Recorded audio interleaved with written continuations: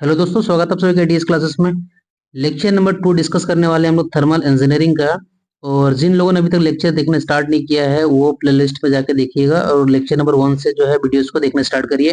तो thermal engineering में हम लोग लेक्चर नंबर 1 में जो चीज डिस्कस किया था एक बार क्विक रिवीजन कर लेते हैं, तो ताकि इसको हम लोग कनेक्ट कर पाए अपनी लेक्चर नंबर 2 की जो हमारी वीडियो है। और जो हमारा डिस्कशन रहेगा वो एज पर आरआरबी जेईई का जो सिलेबस है उस पर पर्टिकुलर उसी पर फोकस हम लोग करके डिस्कस कर रहे हैं।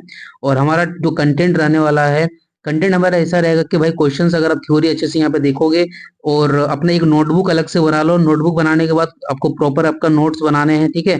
और जो मैं क्वेश्चंस करवा रहा हूँ इसके ऑब्जेक्टिव के एक बुक का क्वेश्चंस बना लेना और सारे क्वेश्चंस का कलेक्शन भी एक जगह कर लेना और धीरे धीरे इस तरीके से हम लोग टेक्निकल पोर्शन को कंप्लीट करने वाले हैं। तो स्टार्टिंग में हम लोगों ने पढ़ा था व्हाट इज थर्मल इंजीनियरिंग, फिर आगे पढ़े हम लोग व्हाट इज थर्मोडायनेमिक्स। तो समझिए कि भाई थर्मोडायनेमिक्स होता क्या है, कि इसमें जो है एनर्जी का इंटरेक्शन होता है और उसमें सिस्टम और सराउंडिंग पे जो भी चीजें चेंज होती है तो उसके बारे में हम लोग स्टडी करते हैं। सिस्टम के बारे में हम लोगों ने समझा था कि सिस्टम क्या होता है, एक फिक्स्ड मास होता है या तो फिक्स रीजन होता है किसी स्पेस पे जहाँ पे हमारा स्टडी फोकस होता है। सिस्टम के अलावा जो भी चीज होता है उसको सराउंडिंग बोलेंगे और सिस्टम सराउंडिंग को सेपरेट करने के लिए जो बैरियर आता है उसको हम लोग बाउंड्री बोलेंगे। फिर हम लोगों ने देखा था कि सिस्टम 3 तरीके का होता है भाई, ओपन सिस्टम, क्लोज सिस्टम और आइसोलेटेड सिस्टम। ओपन सिस्टम वो सिस्टम है जिसमें एनर्जी और मास दोनों का ही इंटरेक्शन होता है, जैसे टरबाइन हो गया, बॉयलर हो गया, पंप, कंप्रेशर। क्लोज सिस्टम वो सिस्टम होते हैं जिसमें ओनली एनर्जी का इंटरेक्शन होगा, जैसे कि अगर पिस्टन सिलेंडर का अरेंजमेंट है विथ वॉल्व के साथ है। और आइसोलेटेड सिस्टम वो सिस्टम है जहाँ पे एनर्जी और मास दोनों की इंटरेक्शन नहीं होती है, जैसे कि थर्मोप्लास्क और आपका यूनिवर्स हो गया।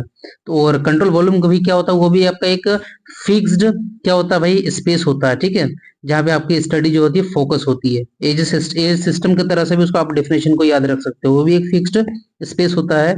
और या तो इमेजिनरी वॉल्यूम होता है जो मूव भी कर सकता है कुछ वेलोसिटी के साथ। ये सब सारी चीज हम लोगों ने स्टार्टिंग में डिस्कस किया था। Now the next topic is properties of the system. तो सिस्टम आप लोगों को सबसे अच्छे से समझ में आता है कि a system is a fixed mass, ठीक है, फिक्स्ड मास और रीजन इन स्पेस। तो मान लीजिए एक यहाँ पे स्पेस दिख रहा है, इस स्पेस के अंदर में, इस सिस्टम के अंदर में ये जो मैं सर्कल बना रहा हूँ आपका ब्लू कलर का, these are the gas molecules, ठीक है, ये सिस्टम है। Now I want to know what is the state of the system. इस सिस्टम की स्टेट का मतलब होता है कि क्या अवस्था है। तो अगर हमको इस सिस्टम की स्टेट की अगर हमको बताना है तो हमें कुछ चीजों के बारे में जानकारी होनी चाहिए, ठीक है। तो ये स्टेट इस सिस्टम की जो है वो कौन बताएगा, तो वो बताने वाला कौन, प्रॉपर्टीज बताने वाली है। कि भाई अगर आप टाइम T1 के टाइम पे देखें तो हो सकता है इस सिस्टम के अंदर में उसकी जो स्टेट मत रही होगी, मतलब उसकी जो प्रॉपर्टीज रही होगी, प्रेशर P1 रहा होगा, टेम्परेचर T1 रहा होगा। हो सकता है आप टाइम T2 पे देखते हो तो उस टाइम उसकी प्रेशर P2 हो जाती है और टेम्परेचर T2 हो जाती है। इट मीन्स व्हाट, हम लोग को एक चीज यहाँ से ये समझ में आया कि जो द कंडीशन ऑफ सिस्टम, मतलब इस सिस्टम के अंदर की क्या कंडीशन है, that can define, that is called state of the system. इस सिस्टम की क्या कंडीशन है, मतलब प्रेशर, मतलब क्या कंडीशन है, नहीं, उसको हम लोग बोलते हैं state of the system. And the state of the system is defined by the properties of the system, ठीक है। कि अच्छा इस सिस्टम की जो भाई प्रॉपर्टीज है, P1 है, टेम्परेचर T1 है, इट मीन्स उसकी हमें स्टेट के बारे में पता चल गई। अगर अब ये प्रेशर P1 से चेंज होकर P2 हो जाता है और टेम्परेचर T1 से चेंज होकर T2 हो जाता है, मतलब अगर किसी भी सिस्टम की जो है प्रॉपर्टीज अगर चेंज होती है तो उस सिस्टम की स्टेट भी क्या होती है, चेंज हो जाएगी। पहले वो 1 पे था, वो कहाँ पे चला जाएगा, 2 पे चला जाएगा। ये चीज समझ में आ गया। तो यहीं पे एक डेफिनेशन निकल के आता है कि change in state of system, change in state of system is called process, ठीक है। Change in state of system उसी को क्या बोलते हैं हम लोग, प्रोसेस बोलते हैं। मतलब अगर किसी सिस्टम के अंदर में कोई प्रोसेस होगा तो डेफिनेटली ये चीज क्लियर है कि उसकी क्या चेंज हो जाएगी, उसकी स्टेट चेंज हो जाएगी। उसकी स्टेट को डिफाइन कौन करता है, ना प्रॉपर्टीज डिफाइन करती है। मतलब अगर किसी सिस्टम की स्टेट चेंज हो जाएगी तो उसकी प्रॉपर्टीज भी चेंज हो जाएगी। मतलब भाई 1 पॉइंट पे रहेगा, 1 पॉइंट पे उसकी स्टेट P1 है, प्रेशर, टेम्परेचर T1 रहेगी। और भाई पॉइंट 2 पे उसकी स्टेट चेंज हो गया, क्या हो गया, प्रेशर P2 हो गया और टेम्परेचर T2 हो गया। तो change in state of system जो होता है इसी को हम लोग क्या बोलते हैं, प्रोसेस बोलते हैं। और मान लो इस तरीके से जो 1 से 2 पहुंचने के लिए बीच में और भी बहुत सारे इस तरह इनफाइनाइट तरीके से जो है प्रोसेस या आपके स्टेट सिस्टम के चेंज हुए होंगे, ठीक है। ये जो point point infinite number of state जो आपके चेंज हुए होंगे, और इन सभी स्टेट को जब आप ज्वाइन कर देते हो तो ये बन जाती है क्या, प्रोसेस पाथ बन जाता है, ठीक है। तो यहाँ पे देखो साफ साफ लिखा हुआ है कि the state of a system may be identified और described by certain observable quantities such as volume, temperature, pressure, density etcetera, ठीक है। मतलब सिस्टम की जो स्टेट जो होती है, वॉल्यूम के द्वारा से, टेम्परेचर के द्वारा से, प्रेशर के द्वारा से या डेंसिटी के द्वारा से बता सकते हो कि हाँ भाई उसकी वॉल्यूम V1 है, टेम्परेचर T1 है, प्रेशर P1 है। और ये जो क्वांटिटी होती है which defines the state of system, मतलब वो क्वांटिटीज जो किसी भी सिस्टम के स्टेट को बताती है उनको बोलते हैं प्रॉपर्टीज ऑफ द सिस्टम। और अभी हम लोग आगे भी चल के जब बताएंगे तो वहां पे समझेंगे कि अगर किसी भी सिस्टम की स्टेट चेंज होती है, the change in state of system is called process बोलते हैं, ठीक। वो आगे हम लोग यहाँ पे देखने वाले हैं। अब समझते हैं कि types of properties of system. तो यहाँ से क्वेश्चन से एक क्वेश्चन आ रहा है जेई क्या, हर एक ऑब्जेक्टिव जो वाले जो एग्जाम वाले क्वेश्चन होते हैं वहां पे ये क्वेश्चन बड़ा ही फ्रिक्वेंट पूछा जाता है कि भाई दो तरह की प्रॉपर्टीज यहाँ पे क्लासिफिकेशन मेनली किया गया है।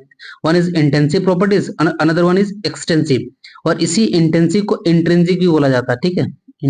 इंटेंसिव को इंट्रिंसिक भी बोला जाता है। तो भाई आप स्क्रीनशॉट लेके प्रॉपर तरीके से नोट्स बना सकते हो। और एक्सटेंसिव को एक्सट्रिंसिक बोला जाता है, ठीक है।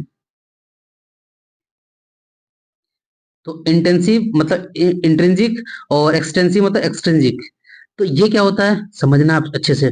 मान लेते अभी आपको इन नंबर्स पे कुछ ध्यान नहीं देना, मैं जो ड्रॉ कर रहा हूँ बस उस पर कॉन्सेंट्रेट करना है। एक मैंने बॉक्स बनाया, ठीक है। इसके अंदर गैस के मॉलिक्यूल्स रहे होंगे, ठीक है। गैस के मॉलिक्यूल्स रही होगी। तो अगर इस सिस्टम की हमको स्टेट के बारे में पता करना है तो स्टेट के बारे में कौन बताएगा ना, इस सिस्टम की प्रॉपर्टीज बताएगी, ठीक है। तो हमें पता है कि इस ये जो मैंने बॉक्स बनाया है उसकी कोई वॉल्यूम रही होगी, इसके अंदर जो आपके गैसेस मॉलिक्यूल्स आपको दिख रहे हैं उसकी कुछ मास रही होगी, और क्या रहा होगा भाई, प्रेशर पी रहा होगा, टेम्परेचर टी रहा होगा, डेंसिटी रो रहा होगा। तो जैसे ही मैंने यहाँ पर जो है एक बॉक्स को आधा पार्ट में डिवाइड कर दिया, ठीक है। तो आपको लगता होगा यार कि इस बॉक्स को जैसे डिवाइड करोगे तो वॉल्यूम जो भी था वो V/2 बन जाएगा, मास जो था वो M/2 बन जाएगा। क्यों? क्योंकि भाई पूरे की मास M है तो आधा की M/2, पूरे की वॉल्यूम V है तो आधा की V/2। लेकिन आप भले ही आप इसको दो भाग में डिवाइड कर दिए हो, लेकिन यहाँ पे आपको दिख रहा होगा प्रेशर इधर भी P है इधर भी P, टेम्परेचर इधर भी T है इधर भी T, डेंसिटी इधर भी रो है इधर भी रो है। मतलब आप सिस्टम को भले ही यहाँ पे आपने आधा भागों में बांट दिया, लेकिन कुछ प्रॉपर्टी जो होती है सिस्टम के मास और उसके वॉल्यूम ये सब चीज पे डिपेंड नहीं करती है। मतलब आप सिस्टम को आधा भाग में बांटे हो कि 1/4 में बांटे हो, उससे कोई मतलब नहीं है। 1/4 में भी बांटोगे तो भी आपको यहाँ पर जो गैस के मोलिक्यूल्स रहेंगे उसका प्रेशर P मिलेगा, टेम्परेचर T मिलेगा, डेंसिटी रो मिलेगा। तो यहां से ये समझ में आता है कि independent of mass of system under consideration, मतलब कुछ ऐसे प्रॉपर्टी जो सिस्टम के कितनी मास आप कंसिडर कर रहे हो उस पर डिपेंड नहीं करती है, तो उन प्रॉपर्टीज को बोलते हैं क्या, इंटेंसिव प्रॉपर्टीज। जैसे कि मान लो कि किसी भी तालाब में, मान लो तालाब पूरा भरा हुआ है, तो आपको अगर मैंने पूछा कि भाई 1 kg वाटर की डेंसिटी क्या होती है, तो आप हमेशा बोलोगे rho equal to 1000 KG metre cube. तो आपको पता है कि 1 मीटर क्यूब का वॉल्यूम में भाई 1000 केजी पानी आएगा। तो यहाँ पे कितना मास था पानी का तालाब के अंदर उससे हमको मतलब नहीं, ये डेंसिटी उसकी फिक्स रहेगी, चाहे तालाब की पूछ लो चाहे वो कहीं और दूसरे जगह पे वो पानी को रख दो। उसी तरीके से प्रेशर, टेम्परेचर, डेंसिटी, ठीक है, वेलोसिटी और जितने भी सारे स्पेसिफिक प्रॉपर्टी होती है वो सारे इंटेंसिव प्रॉपर्टी कहलाती है। बिकॉज ये इस सिस्टम के अंदर मास को आधा करके देख रहे हो कि 1/4 करके देख रहे हो, उस पर ये डिपेंड नहीं कर रही है। और जस्ट इसका अपोजिट हो जाएगा, वैसे सिस्टम को एक्सटेंसिव प्रॉपर्टी बोला जाएगा, ठीक है, जहां पे वो मास कंसिडरेशन ऑफ द सिस्टम पे डिपेंड करेगा। जैसे वॉल्यूम को आधा करेंगे तो इधर भी आधा, मास आधा इधर भी आधा, एनर्जी आधा तो इधर भी आधा आधा हो गया, ठीक है। तो ये प्रॉपर्टीज क्या कहलाएंगे, एक्सटेंसिव प्रॉपर्टी, क्योंकि ये सिस्टम के मास पे डिपेंड कर रही है कि आप मास को आधा ले रहे हो, 1/4 करेंगे तो फिर मास भी चेंज हो जाएगा, वॉल्यूम भी चेंज हो जाएगा। समझ में आ रहा है आपको? और स्पेसिफिक प्रॉपर्टी जितने भी सारे होती है, जैसे स्पेसिफिक आपका वॉल्यूम हो गया, स्पेसिफिक वॉल्यूम क्या होता है, कैपिटल V/M, ये आपका मीटर क्यूब पर केजी, ठीक है। और आपका स्पेसिफिक इंथैल्पी क्या होता है, कैपिटल H/, इसको स्मॉल h इस तरह से डिनोट करते हैं। आपको यहाँ पे एक चीज यहाँ से और एक रिजल्ट निकल के आता है कि दो एक्सटेंसिव प्रॉपर्टीज का जो रेशियो होता है जिसको हम लोग यहाँ पे स्पेसिफिक वॉल्यूम बोलते हैं, वो कौन सी प्रॉपर्टी कहलाती है? Intensive property. ध्यान से सुनना, क्वेश्चंस पूछा जा सकता है कि दो एक्सटेंसिव प्रॉपर्टीज का जो रेशियो होता है क्या कहलाता है? इंटेंसिव कहलाता है। और आपका यहाँ पे और कौन कौन से यहाँ पे एग्जाम्पल हो सकता है भैया? ठीक है, तो ये सब सारे एग्जाम्पल आपको जो मेनली आपको यहाँ पे याद रखना है इंटेंसिव के केस में।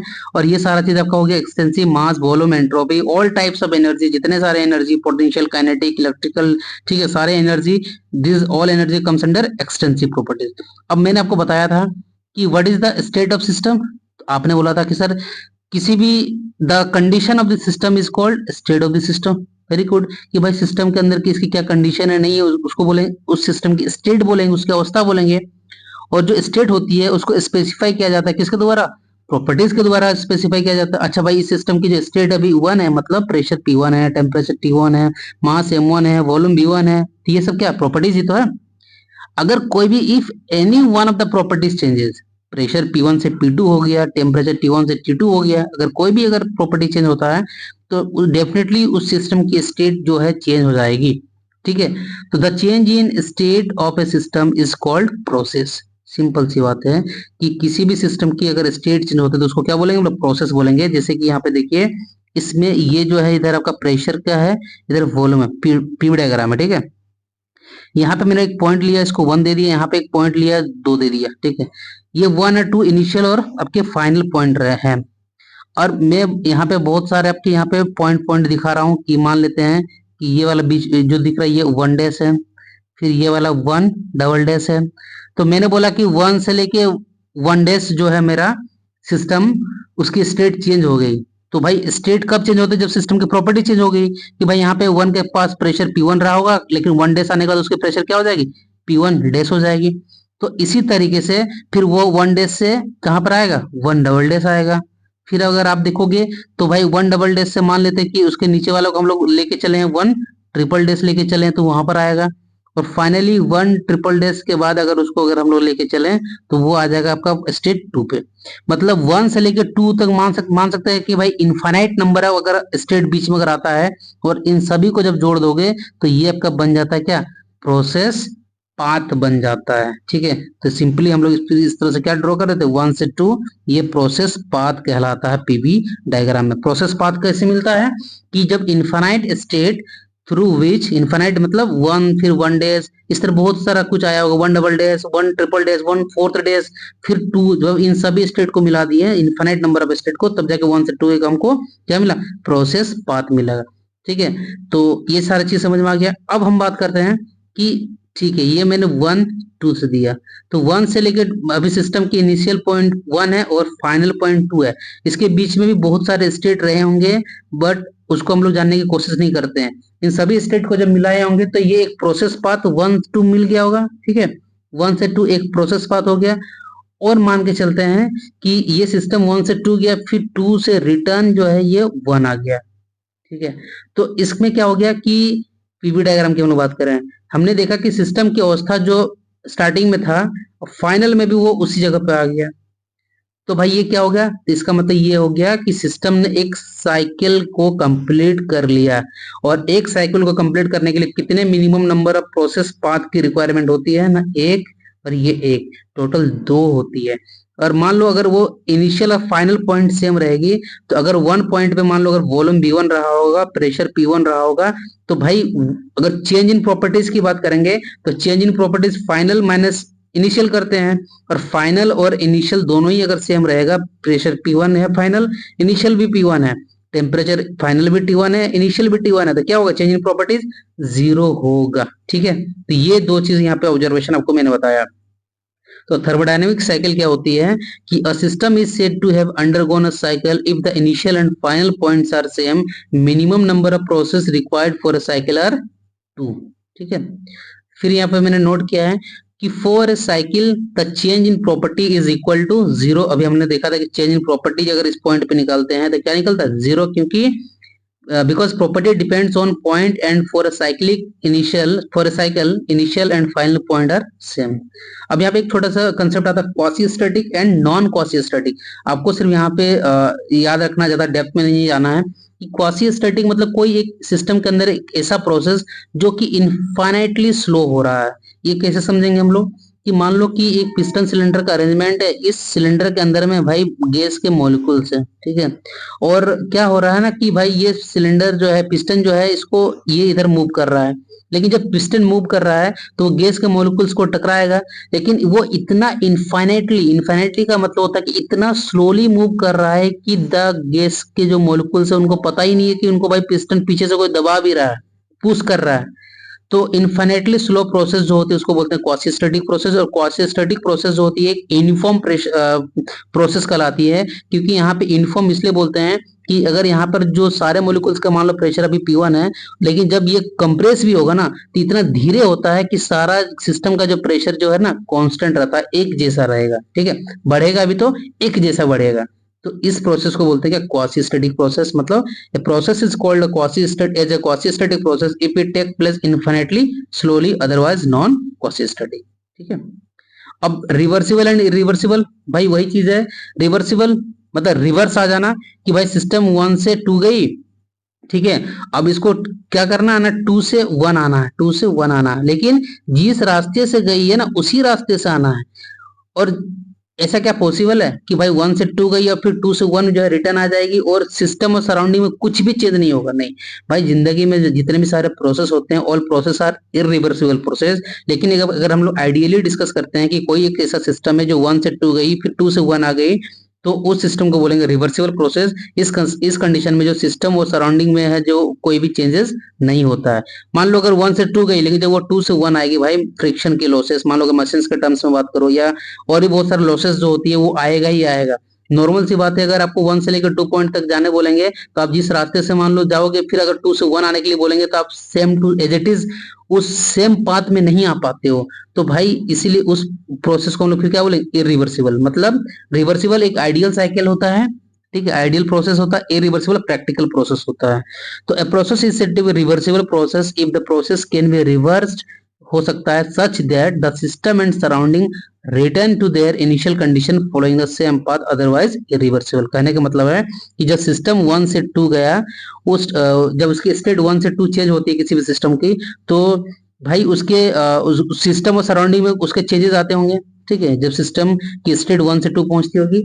लेकिन फिर जब वो 2 से 1 आ जाती है तो उसमें जो चेंज आ गया था वो फिर प्रारंभिक अवस्था, इनिशियल अवस्था में अगर पहुंच जाती है तो भाई ऐसे प्रोसेस को रिवर्सिबल बोलेंगे, जो कि प्रैक्टिकली यहाँ पे एग्जिस्ट नहीं करती है, ठीक है। रिवर्सिबल प्रोसेस क्या होती है, the process whose initial and final state is same is known as reversible. लेकिन इसमें सेम नहीं होती है, ठीक है, आ ही नहीं सकता एग्जैक्टली सेम पॉइंट पे।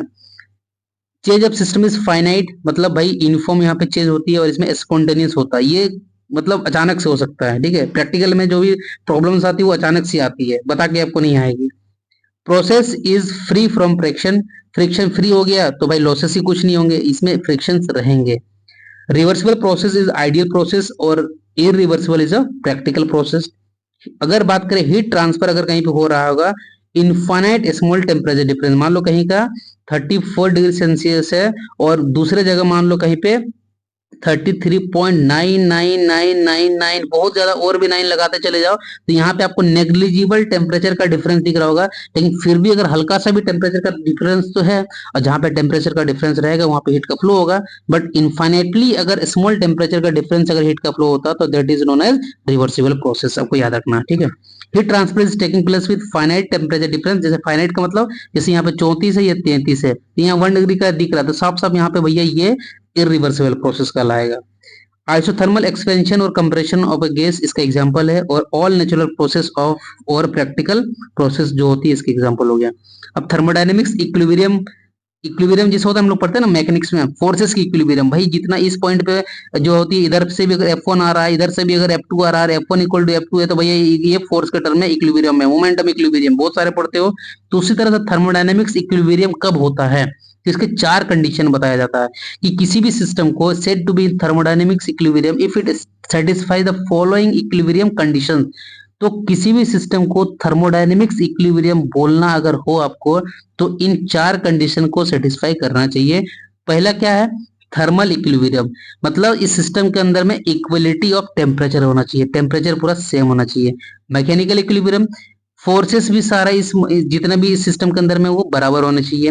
तीसरा बोलता है केमिकल इक्विलिब्रियम, कि इसके अंदर जो केमिकल कंपोजिशन, अगर इसमें वाटर है तो भैया कि सिर्फ H2O ही होना चाहिए, दूसरा कोई केमिकल कंपोजिशन नहीं होना चाहिए। और एक बोलता है phase equilibrium, mass of each phase remain constant, अगर यहाँ पे वाटर अगर मान लीजिए लिक्विड में है तो भाई वो लिक्विड में रहना चाहिए, अगर गैस में तो गैस में ही रहना चाहिए, अगर वो स्टीम में है, सॉरी, अगर वो सॉलिड में है तो सॉलिड अवस्था में ही रहना चाहिए।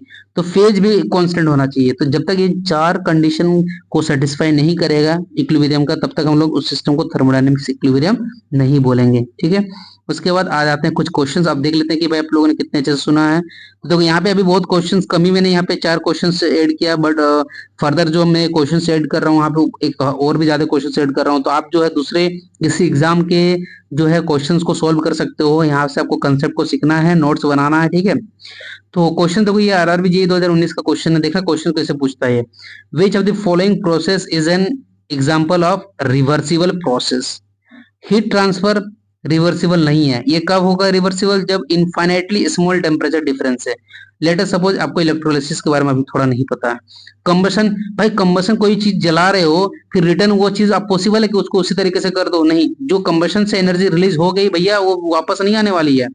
प्लास्टिक डिफॉर्मेशन, भैया अगर कोई भी, अगर आप किसी चीज में अगर स्ट्रेस लगा के उसका प्लास्टिक डिफॉर्मेशन अगर आप पढ़ते हो स्ट्रेस स्ट्रेन डायग्राम में, तो डिफॉर्म हो जाने के बाद वो डिफॉर्म ही हो जाता है, वो फिर इनिशियल अवस्था में नहीं आता, सिर्फ इलास्टिक पॉइंट तक ही वो आ सकता है।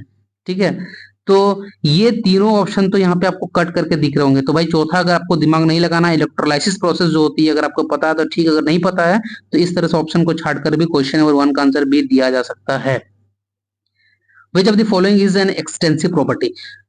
I already said extensive properties are those property which depend on the mass consideration of system, कि भाई मास को आधा करेंगे तो कुछ प्रॉपर्टी आधा हो जाती है। ठीक है, उसको 1/4 करेंगे तो वो 1/4 हो जाएगी। और कुछ ऐसे प्रॉपर्टी होती है जो मास को आधा कर लो, 1/4 कर लो, भाई 1/8 कर लो, उसको उससे कुछ डिपेंड ही नहीं करते, उसको इंटेंसिव प्रॉपर्टी बोलते हैं। तो यहाँ पे एक्सटेंसिव को चूज करना है। ये भी आरआरबी जेईई 2019 का क्वेश्चन है। ठीक है, मेल्टिंग पॉइंट, ठीक है, आपका उसके बाद हो गया वॉल्यूम, उसका हो गया आपका बॉइलिंग पॉइंट और डेंसिटी। तो दिमाग नहीं लगाना, वॉल्यूम आपको साथ साथ समझ में आता है कि भाई किसी भी सिस्टम को आधा करोगे तो वॉल्यूम आधा हो जाना, तो वो एक्सटेंसिव प्रॉपर्टीज है।